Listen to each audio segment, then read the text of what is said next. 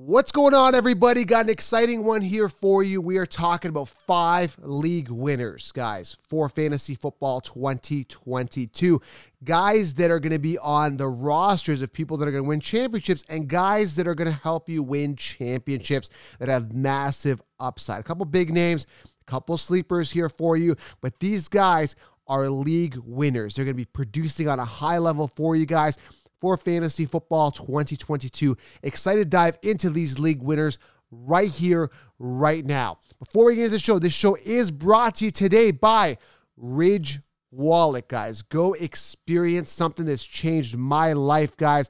The Ridge Wallet, guys, as soon as I got this thing, I'm telling you, it's a game changer. And I only promote stuff that I absolutely believe in, okay? So the Ridge Wallet is phenomenal because you're able to have a compact design wallet and you've got a money clip right on the back. Now, there's different money clips you can get. I've got the metal backing one right here, and then you can get the one with the strap. The cool thing is, guys, this expands. It holds over, 12 cards or so. You have all your cards there, your money, you're lightweight, you're free, it's durable. Lifetime warranty, guys, on this. Phenomenal wallet. It has literally changed my life, guys. Ever since I switched to Ridge, life has been that much easier. I'm telling you guys, this is a game changer. High quality product, great Father's Day gifts. Get one right now. Use code FFC Wallet. Save yourself 15% right now, guys, on the wallet, guys. Okay, head on over to Ridge Wallet, guys. Check out their website. I've linked it here below on YouTube. Google it, Ridge Wallet. Head on over to their website, guys. Get a wallet, FFC Wallet, Fantasy Football Counselor, FFC Wallet. Save yourself 15%. Go grab a wallet right now, guys. I'm telling you, it's a game changer. All right. All right, now let's talk about the 5 league winners. And, of course, get that 16-round draft solution. I've linked it below here on YouTube. That is the game changer as well. I like game changers. I like things that make life easier, make life better. And I'm always about providing you the best possible value. So make sure you guys get that 16-round draft solution. Use code TUBE20. Save yourself 20%. Everything, guys, on a silver platter for you. Optimal players drafted each round. Sleepers, breakouts. Everything, guys, in a video training. No more draft kits. No more cheat sheets. No more consensus, magazines, and rankings. This is the game changer. 16 rounds. Get it below. Use TUBE20. Get it. Or just Google 16-round draft solution. You'll find it. Use code TUBE20. All right, 5 league winners. Let's start off with the first one here. Let's define what a league winner is, because a lot of people ask me, what is a league winner? We're always here talking about league winners. There's different definitions, I guess. Let's try to clarify what a league winner is. I'm going to give you an example here, guys, of a league winner. A couple of years ago, Alvin Kamara, I think it was Christmas Day, had 6 touchdowns in one game.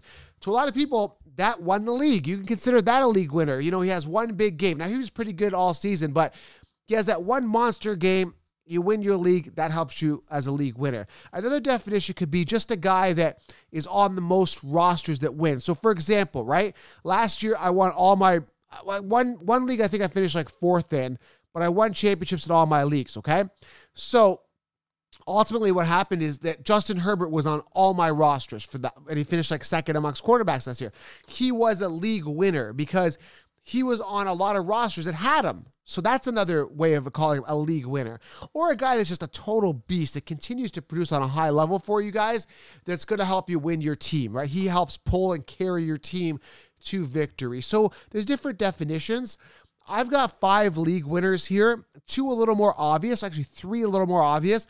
2 are sleepers here that could absolutely explode at their respective positions. So I went and did some digging. Didn't have to do that much digging because I kind of know who I think is really solid this year, obviously. And these guys are going to be league winners that are going to produce on a high level consistently throughout the season and really pull your team. So I wanted to clarify, the definition of what is a league winner kind of before we started this show. All right, guys? And again, I love these guys. But with fantasy, there's no guarantees. There's absolutely no guarantees, all right?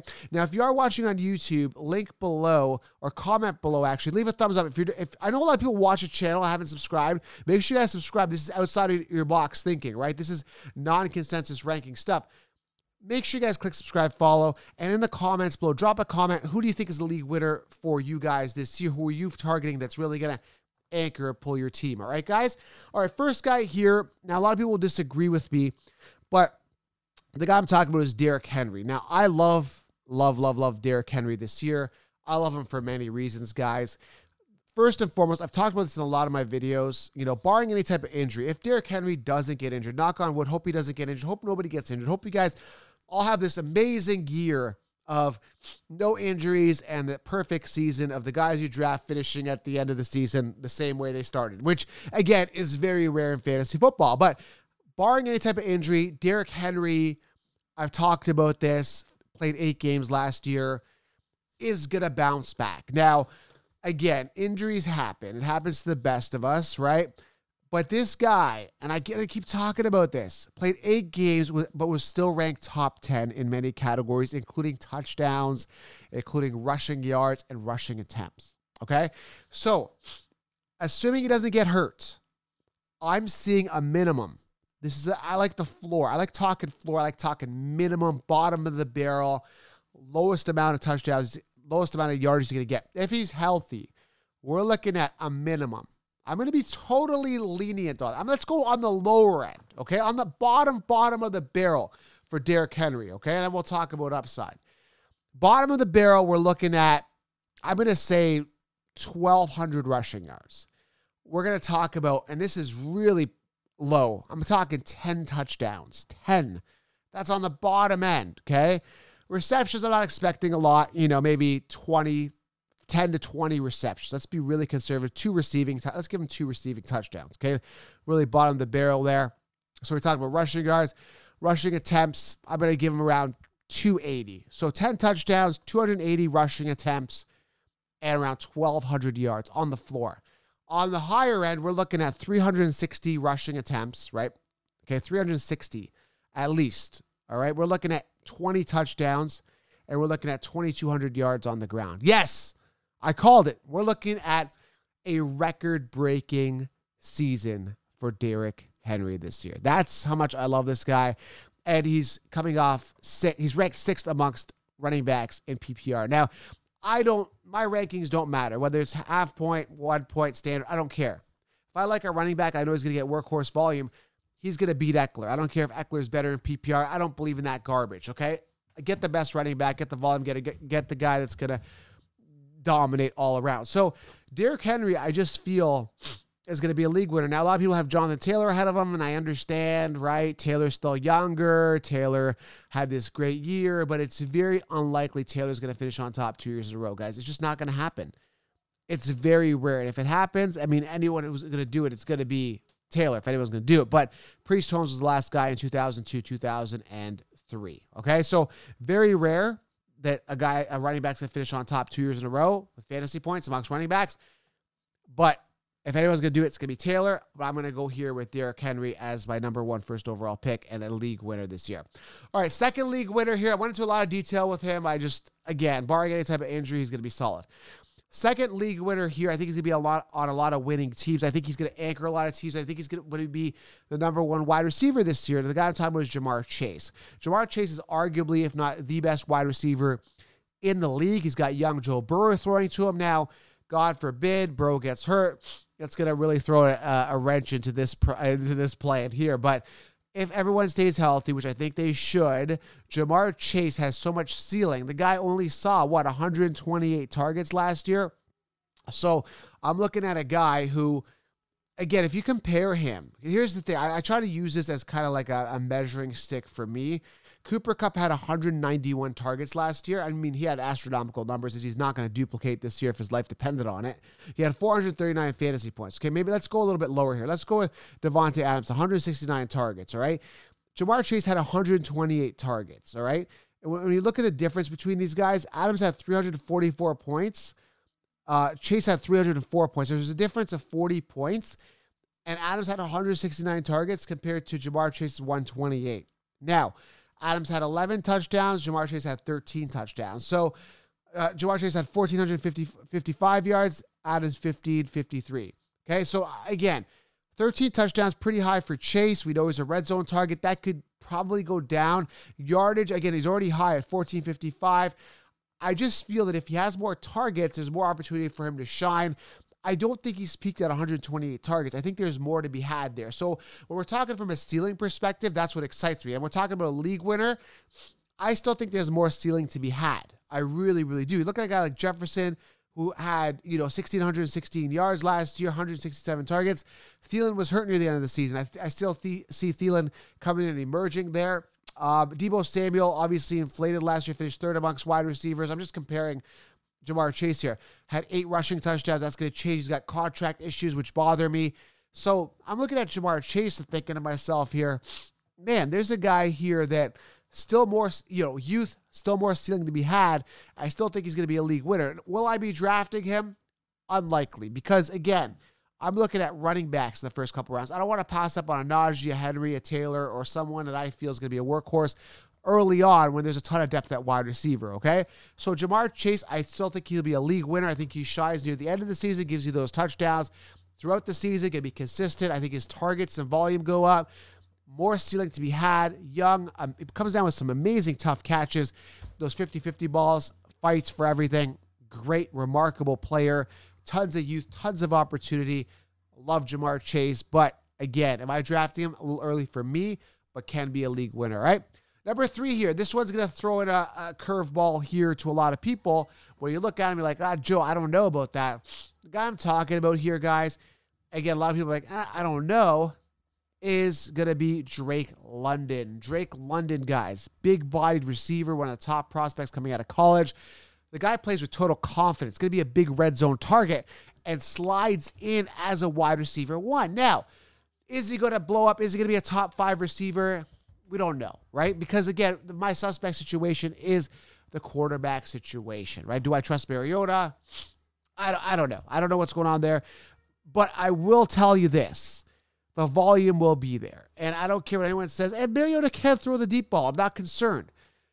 The big question, again, is that O-line with the Falcons. Have they done enough? Now, I am going to be interviewing beat writers. I'm going to try to get a Falcons guy on here to dive more a little bit about that offensive scheme.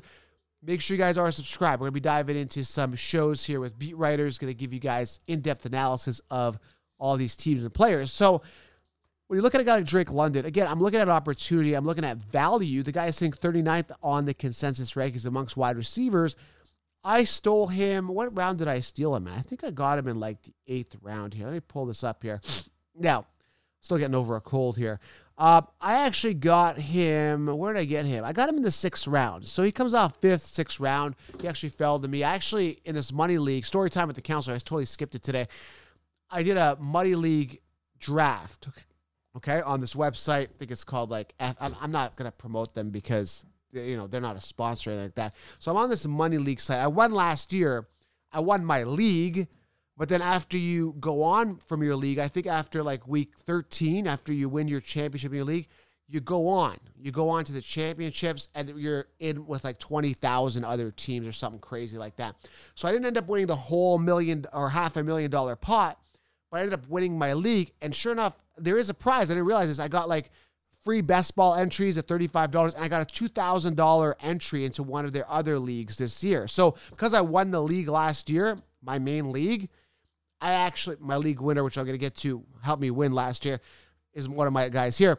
Because I won, I get a $2,000 free entry into other leagues. So the point I'm trying to make is I got Herbert in the 5th round in that league yesterday's draft, which is pretty remarkable that he fell. So I'm like, okay, 1 quarterback league, I get Herbert 5th round, that's value, okay? But Drake London I got in the 6th. So the point I'm trying to make here, guys, is that he's still a wide receiver 1, and he's good value, and I still think he could be a league winner. I think he could be that special of talent. We're going to have to see, but the opportunity and position to succeed is there for Drake London. All right, coming in number 4 here, not really a popular opinion based on the consensus on the consensus, but I got a solid case for the next guy here, is Robert Tonyan, okay? Sitting 17th on the consensus rankings amongst tight ends right now. I love it. I love it. Now, here's the thing. Here's why I love him. Now, if you look at 2020 with Robert Tonyan, he finished 4th in PPR amongst tight ends. Nobody's talking about this. It's absolutely crazy. Nobody's talking about Tonyan finishing guys top 4, which is absolutely ludicrous. He had an injury last year, missed some games. Adams was crushing it. Adams is gone. Now we've got 169 freed up targets. 169 freed up. Just that's going to be distributed to Lazard, to Watson, to Cobb, whoever is at the receiving end of Aaron Rodgers' amazing passing capability. Tonyan's got that rapport. Now in 2020, he had, 11 touchdowns, 586 yards, and 52 receptions. That's not bad for a tight end in his first year when he was gelling with Rodgers. So I don't know, his first or second year, whatever. Point I'm trying to make is that they connected really, really well. Now, again, the freed up targets, very exciting. Adams gone. Reliable red zone target. Robert Tonyan, if healthy, again, injury is always a concern with any player. But this guy's going to win some leagues. This guy's going to be that tight end that everybody forgot. And it's unbelievable how everybody was crazy about Adams last year in round 1. But nobody's talking about the value of Christian Watson. Nobody's talking about the value of Robert Tonyan. I mean, there's also Romeo Doubs, which was drafted, I think, 3rd or 4th round. Not as exciting as Christian Watson, but you never know. Deep sleeper there for you. Just gave you some insight there.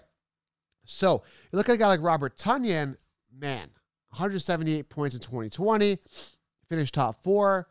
Why not? I literally, in that same league I was just talking about, got him in the 10th round. I got my tight end in the 10th round. I got him with another backup, got a couple backup tight ends. I'm comfortable with grabbing Tonyan as my first tight end in the 10th round with Aaron Rodgers throwing to him without Adams there. I'm all for it. So again, Robert Tonyan, big time sleeper for me. I love him. League winning potential here, tight end that will get a lot of touchdowns. I'm telling you, I like him. And again, you pay nothing to get him. You're investing these high draft picks on George Kittle, which I think Kittle has a good year. You know, Mark Andrews obviously solid. They have no other wide receivers there.